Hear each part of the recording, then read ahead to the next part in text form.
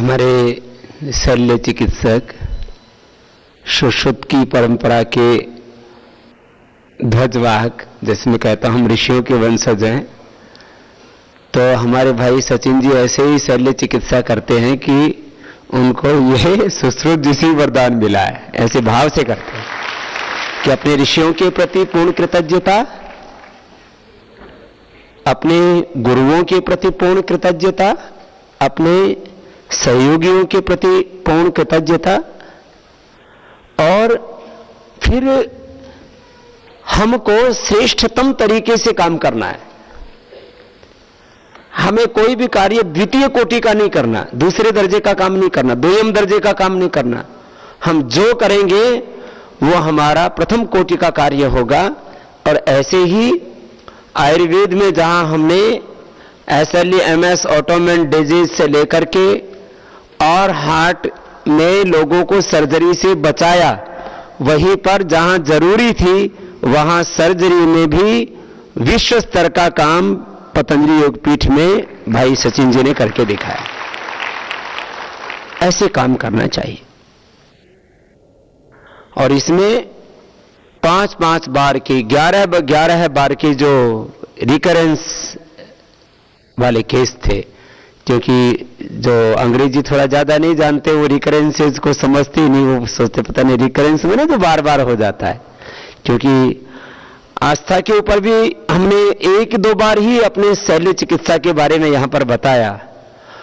और जैसा कि भाई सचिन जी ने कहा कि अभी क्षार सूत्र पतंजलि के नाम से ही ये वीडियोस डाले और 50 लाख लोगों ने विजिट किया।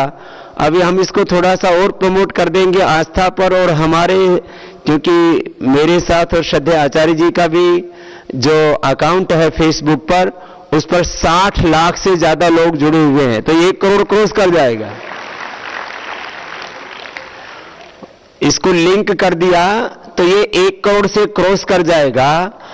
और मैं यही चाहता हूं कि हिंदुस्तान के कम से कम 125 करोड़ और पूरी दुनिया के 700 करोड़ लोग अब टेक्नोलॉजी से एक दूसरे के साथ कनेक्ट हो चुके हैं। एलोपैथी की ये सारी भ्रांतियां, एलोपैथी वालों ने जो सारी भ्रांतियां फैलाई, अपने आप को श्रेष्ठ साबित करने के लिए और आयुर्वेद को निकृष्ट साबित करने के लिए, ये भ्रांतियां निर्मूल होंगी और दोबारा से आयुर्वेद को वो गौरव मिलेगा जिसका वो हकदार है, और ये मानवता के हित में। हमारे वैद्य, अभी हमने तय किया है कि जो भी जो है रिसर्च वर्क करेंगे, जो असाध्य रोगों में काम करेंगे, उन सब का हम आस्था के माध्यम से, और साथ में ही क्योंकि अब पूरा टेक्नोलॉजी का जमाना है, तो सोशल मीडिया के माध्यम से अपने सारे जितने भी असाध्य रोगी ठीक होते हैं उनको अलग अलग डिफरेंट प्लेटफॉर्म्स पर हम उस चीज को प्रसारित करेंगे, और सारे वैद्यों के द्वारा किए हुए कार्य को एक वेबसाइट के ऊपर भी दिखाया जाएगा, जिससे कि लोगों में भ्रांतियां भी दूर होंगी और एक सही तथ्य और सत्य लोगों के सामने जाएगा। तो ये क्योंकि थोड़े समय में इन चीजों को एक्सप्लेन किया गया, डिटेल में आप भी क्षार सूत्र पतंजलि के नाम से जैसे बताया 100 से ज्यादा वीडियोज हैं, सारे साइंटिफिक एविडेंसेस के साथ में पूरे, यहाँ तो कोई लुका छुपी वाला काम ही नहीं है। तो इसमें जो है आप उन चीज को देख सकेंगे, और जो है हीलिंग के लिए अपने सारे जो मेडिसिन्स हैं वो आगे, अभी तो ये एक ही जगह सेंटर बनाया गया है शल्य का, जहां जहां अभी हम ये तय करेंगे हमें अच्छा स्पेस मिलेगा, वहां वहां हम लोग अपने, मैंने कहा पतंजलि चिकित्सालयों को हम आदर्श पतंजलि चिकित्सालय के रूप में, अर्थात जहां हमारे अच्छे वैद्य हमें उपलब्ध हैं, स्थान हमें उपलब्ध है, वहां पतंजलि चिकित्सालयों में हम षटकर्म की और जहां जरूरी हुआ वहां शल्य चिकित्सा की भी व्यवस्था उपलब्ध करवाएंगे। अब इस कार्य को और गौरव देना है और इसको आदर्श रूप में, आइडियल रूप में हमें करना है। तो जो पतंजलि चिकित्सालय श्रेष्ठ कार्य कर रहे हैं उनको आदर्श पतंजलि चिकित्सालय के रूप में वहां पर पंचकर्म षटकर्म की सारी व्यवस्थाएं, जहां जरूरत होगी वहां शल्य चिकित्सा की व्यवस्था, जो हमारे आरोग्य केंद्र अच्छा काम कर रहे हैं उनको हम पतंजलि चिकित्सालय के रूप में ले रहे हैं, और जो स्वदेशी केंद्र हमारा अच्छे कर रहे हैं उनको हम आरोग्य केंद्र के रूप में अपग्रेड कर रहे हैं। और अभी हम लगभग 400 नए वैद्यों की नियुक्ति भी पतंजलि चिकित्सालय में अभी कर रहे हैं। अभी हो सकता है जहां हमारे एक वैद्य कार्य कर रहे हो वहां में 2-2 वैद्यों की आवश्यकता पड़े, और कहीं कहीं हमारे एक वैद्य 2-2 चिकित्सालयों में काम कर रहे हैं, उनके एक में ही उनके पास में पर्याप्त पेशेंट हो जाएंगे, उनको 2-2 से मुक्ति मिल जाएगी। कितने पेशेंट हैं आप सोच नहीं सकते। हेपेटाइटिस के 5 करोड़ से ज्यादा पेशेंट हैं, और हेपेटाइटिस के सबसे बड़े डॉक्टर सरीन हैं आज हिंदुस्तान में। डॉक्टर सरीन ने मुझसे कहा, स्वामी जी आपका हमको साथ मिल जाए तो हम इस देश को हेपेटाइटिस फ्री कर सकते हैं, क्योंकि वो उनको कमाई तो करनी नहीं हो तो सेवा से कर रहे हैं। गवर्नमेंट का इंस्टीट्यूशन है, सबसे बड़ा लिवर इंस्टीट्यूट जो है डॉक्टर सरीन उसके हेड है, रिटायरमेंट होने के बाद भी उनको गवर्नमेंट नहीं छोड़ रही है। और आपने देखा होगा पिछले दिनों मैंने दिल्ली में वो कार्यक्रम भी किया था, वहां पर हेपेटाइटिस डे के ऊपर। बोले स्वामी जी हमारे पास में तो हेपेटाइटिस सी के लिए 1 करोड़ रुपए लगता है इलाज के लिए, 1 करोड़ रुपए।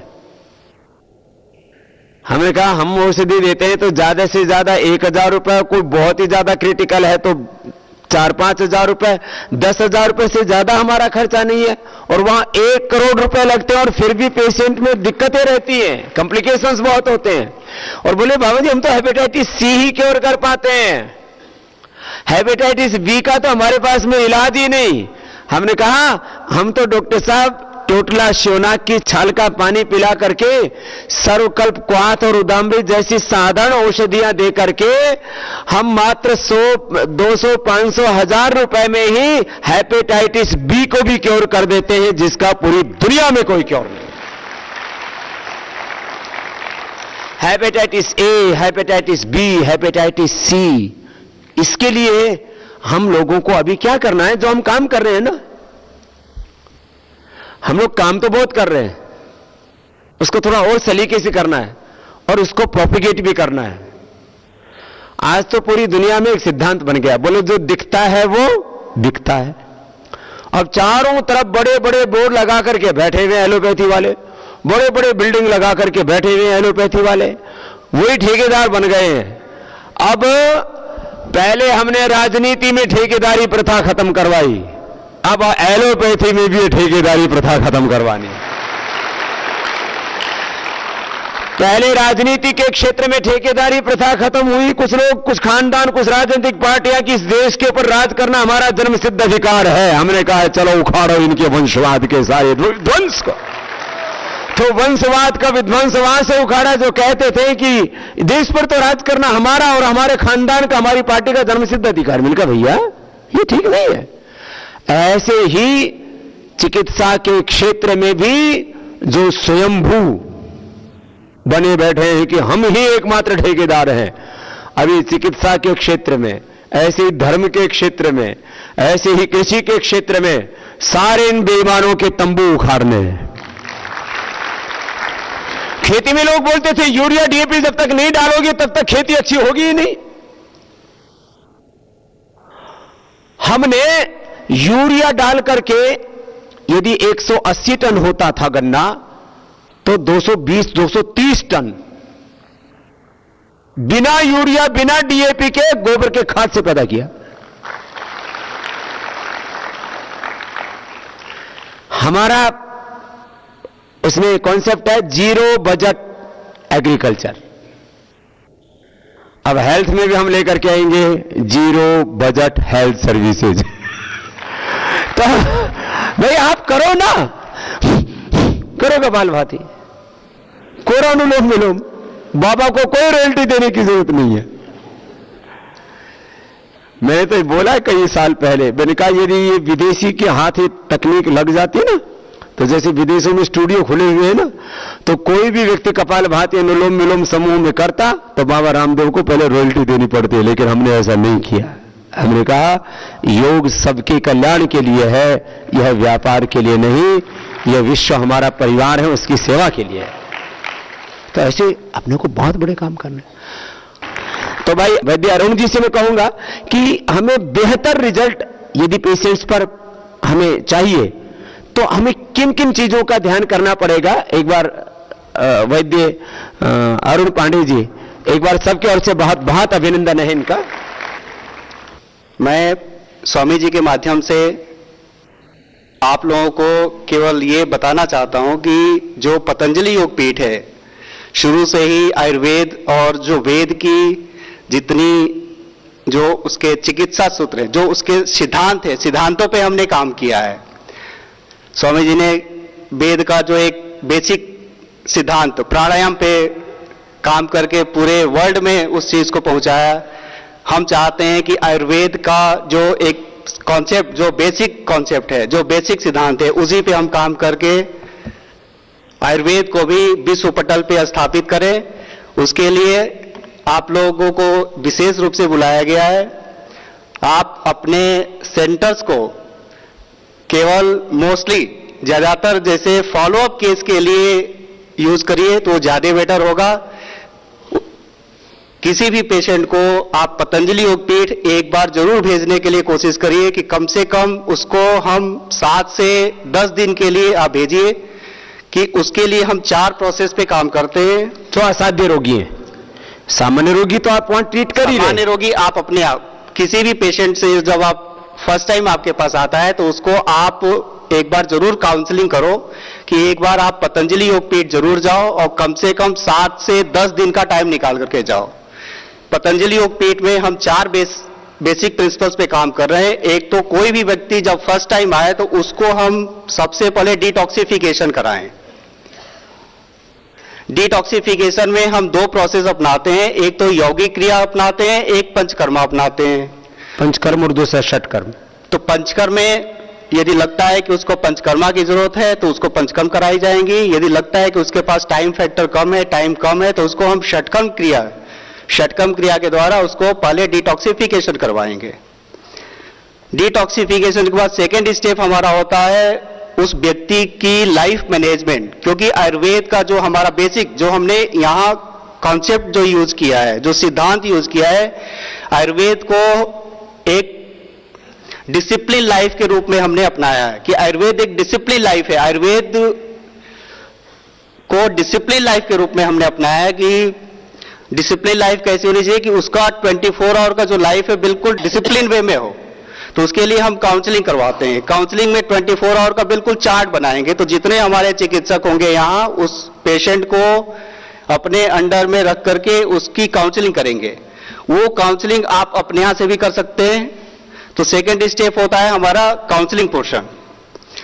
थर्ड पोर्शन होता है उसको प्राणायाम के लिए प्रमोट करना, कि आपके पास कोई भी पेशेंट आए तो उसको आप प्राणायाम के लिए प्रमोट जरूर करिए, क्योंकि आपको पता है कि यदि किसी भी शरीर में, हमारे शरीर में यदि कोई भी पैथोजेनेसिस डेवलप हो रही है तो उसके बॉडी में या तो कोई फिजियोलॉजिकल डिफेक्ट हो रहा है या कोई एनाटॉमिकल डिफेक्ट हो रहा है। फिजियोलॉजी को नॉर्मल करने के लिए सिर्फ ऑक्सीजन सेचुरेशन को नॉर्मल करना ही विकल्प है, दूसरा कोई ऑप्शन नहीं है। यदि उसके बॉडी में उसकी ऑक्सीजन सेचुरेशन नॉर्मल होगी, उसकी बॉडी की फिजियोलॉजी नॉर्मल हो जाएगी। तो आप प्राणायाम को जरूर प्रमोट करो आप। तो थर्ड स्टेप होता है हमारा प्राणायाम। फोर्थ स्टेज जब पेशेंट जाने की कंडीशन में हो, देन हम उसको मेडिसिन के लिए प्रमोट करते हैं कि उसको लगता है कि उसके पैथोजेनेसिस है, उस पैथोजेनेसिस में कुछ आयुर्वेदिक मेडिसिन की जरूरत है, तो उसको मेडिसिन हम ऐड करें, मेडिसिन हम उसको एडवाइज करें। तो उससे क्या होगा कि पेशेंट के अंदर कभी ये कॉन्सेप्ट, ये मिस अंडरस्टैंडिंग या मिस कॉन्सेप्ट नहीं होगा कि जितने हॉस्पिटल हैं उनका जो सिद्धांत है, उनका जो मोटो है पैसा कमाना है, हमारा मोटो पैसा कमाना नहीं है, इसलिए हमने ट्रीटमेंट को सबसे लास्ट ऑप्शन में डाला है। तो दवा को आप लोग जितने पेशेंट आपके पास आए तो उसको आप काउंसलिंग करके उसको एक बार आप जरूर प्रमोट करिए कि वो पतंजलि योग पीठ आए। पतंजलि योग पीठ में हम 7 से 10 दिन उनको रखेंगे। 7 से 10 दिन रख करके उनके पूरी जीवन शैली को, जो एक आदर्शपूर्ण जीवन शैली उनकी होनी चाहिए, उसको हम बनाएंगे, कोशिश करेंगे। जैसे स्वामी जी रेजिडेंशियल शिविर में कराते हैं, उसको हम पतंजलि में रोक करके करवाएंगे और उनको इस 4 स्टेप से स्टेप बाय स्टेप गुजारेंगे कि पहले हम उनको डिटॉक्सिफिकेशन कराएं, उनके कॉन्फिडेंस लेवल को बढ़ाना, उनके अंदर यदि नकारात्मक विचार हो उसको हम पॉजिटिव बनाएंगे। दूसरा है लाइफ मैनेजमेंट के लिए हम बताएंगे। उस लाइफ मैनेजमेंट में उसकी जीवन शैली, सुबह कितने बजे उठना है, उठने के बाद आपको कौन कौन सी क्रियाएं करनी है, आपको प्राणायाम कितनी देर करना है। नॉर्मल हर आदमी को कम से कम 1 से 1.5 घंटे का, जो स्वस्थ व्यक्ति है, आप जरूर काउंसलिंग में करो कि 1 से 1.5 घंटे जरूर प्राणायाम करें। यदि किसी को डिजीज है तो डिजीज में प्राणायाम को आप जरूर प्रमोट करिए, उसको आप टाइम ड्यूरेशन को जरूर बढ़ाइए, 1.5 से 2 घंटे का आप बढ़ाइए। तीसरा, प्राणायाम को कर लिया, नेक्स्ट उसको मेडिसिन पोर्शन हमेशा आप लास्ट ऑप्शन में रखो। आप नॉर्मली क्या होता है कि हमने देखा है कि जैसे ही हमारे पास पेशेंट आता है तो सीधे हम उसकी बात सुनते हैं और तुरंत मेडिसिन लिखना शुरू कर देते हैं। उससे उसके अंदर यही कॉन्सेप्ट आता है कि यहां भी तो जैसे जितने हॉस्पिटल है वैसे यहां भी है, तो उसके अंदर एक मिसकॉन्सेप्ट बन करके जाता है कि यहां भी तो एक बिजनेस बना रखा। तो आप लोग उस कॉन्सेप्ट को विश्व पटल पे स्थापित यदि कराना चाहते हैं आयुर्वेद को, जैसे स्वामी जी ने योग को बताया, योग के लिए कभी भी किसी भी योगा टीचर जितने हमारे काम करते हैं कोई भी चार्ज नहीं लेते, निःशुल्क उन्होंने निःशुल्क काम किया, सबको लाभ पहुंचाया और लाभ पहुंचाने में लोगों को लगा कि फायदा हुआ, उसको स्वामी जी ने विश्व पटल पे उसको स्थापित करा। तो ऐसे भी आयुर्वेद को भी किसी के अंदर ये ना हो कि आयुर्वेद का जो उद्देश्य है पैसा कमाना है, उसको आप उस मिसकॉन्सेप्ट को खत्म करना है और उसमें आयुर्वेद का जो मीनिंग आपको बनानी है सिर्फ एक ही है कि आदर्शपूर्ण जीवन शैली। यदि आयुर्वेद का जो कॉन्सेप्ट यही हम बने कि आयुर्वेद का कॉन्सेप्ट ही यही आदर्शपूर्ण जीवन शैली कैसी होनी चाहिए, तो उस जीवन शैली को आप काउंसलिंग के माध्यम से आप उसको बनाइए, पतंजलि योगपीठ उसको भेजिए। हम उस चीज को उस व्यक्ति को, उस मरीज को 4 प्रोसीजर से गुजारेंगे और मैं समझता हूं कि 10 दिन से 7 से 10 दिन के अंदर उसके अंदर मूल चूल परिवर्तन होगा और उसकी डिजीज में इतनी फास्ट रिकवरी होगी कि, और रेगुलर आप उसको फॉलोअप करते रहना अपने माध्यम से। दूसरा है कि जब आपके पास फॉलोअप करने के लिए पेशेंट जाएगा तो हम आपको एक प्रोफार्मा देंगे केस हिस्ट्री के लिए, क्योंकि डॉक्यूमेंटेशन बहुत जरूरी है। तो हर पेशेंट को कम से कम 3 विजिट उसको जरूर आप कराओ। जिसे सबने कहा कि हेपेटाइटिस बी का पेशेंट ठीक हो गया, तो एक आपने टेस्ट करवाया, उसका निगेटिव आ गया, 3 महीने बाद दोबारा उसको टेस्ट करवा लो। यदि लगता है कि एक पैथोलॉजी से हुआ, दूसरे पैथोलॉजी में करवा लीजिए, 3 महीने बाद करवा लीजिए, अगेन 3 महीने बाद करवा लीजिए। तो उसके बाद कम से कम यदि 3 फॉलोअप आपके पास हो जाए, क्योंकि कहीं भी कोई भी व्यक्ति डाउट ये ना करे कि नहीं जी इसकी रिपोर्ट्स तो हो सकता है कि गलत हो, तो कम से कम 3 विजिट आपके पास हो जाएगी तो ये कंफर्म हो जाएगा कि उसका हेपेटाइटिस बी निगेटिव हो गया। तो ये हम आपको प्रोफार्मा देंगे, हर डिजीज के लिए देंगे, उसमें एक सिस्टमेटिक तरीके से, क्योंकि जितने पेशेंट हो, जिस डॉक्टर्स के पास, जिस वैद्य के पास डॉक्यूमेंटेशन हमारे पास आए, सबका एक सिस्टमेटिक तरीके से हो, एक हमें भी सबको लगे कि नहीं एक हमारे अंदर सामंजस्य है, एक तरह से हमने इसको बना रखा है। तो इसमें आप लोगों से अपेक्षा की जाती है कि आप लोग इसमें सहयोग प्रदान करेंगे और इसी के साथ स्वामी जी का जो भी सुझाव होगा, मार्गदर्शन होगा, हम उसको फॉलो करेंगे। बहुत बहुत धन्यवाद भाई अरुण पांडे जी को। एक बात आपसे ये कही कि हमको 2 स्तर पर पेशेंट को देखना है। एक तो वैद्य को ये सबसे पहले देखना है कि रोगी की स्थिति कैसी है, उसको सामान्य ब्लड प्रेशर है, शुगर है, मोटापा है, सामान्य रोग है उसको, और हम देख रहे हैं कि सामान्य औषधि से दूर हो जाएगा। लेकिन यदि रोगी की अवस्था बहुत क्रिटिकल है तो उसको फिर एक दीर्घकालिक चिकित्सा के दौर से गुजरना पड़ता है। बॉडी रेस्पॉन्ड ही नहीं करती है। लोगों की हालत यहां तक हो जाती है कि कोई दवाई काम ही नहीं कर रही उसके शरीर पर। इतने ज्यादा उसके भीतर टॉक्सिन्स, इतने ज्यादा ऑक्सीडेंट्स, इतनी ज्यादा नेगेटिव एनर्जी उसके अंदर भरी हुई है। अभी सर्दी के समय में जबकि बहुत कड़ाके की ठंड पड़ती है, योगाग्राम में 100 से अधिक पेशेंट बने हुए हैं और गर्मियों के लिए हमने इस बार करीब 500 रोगियों के प्रतिदिन वहां ठहरने की और चिकित्सा की व्यवस्था खड़ी की है।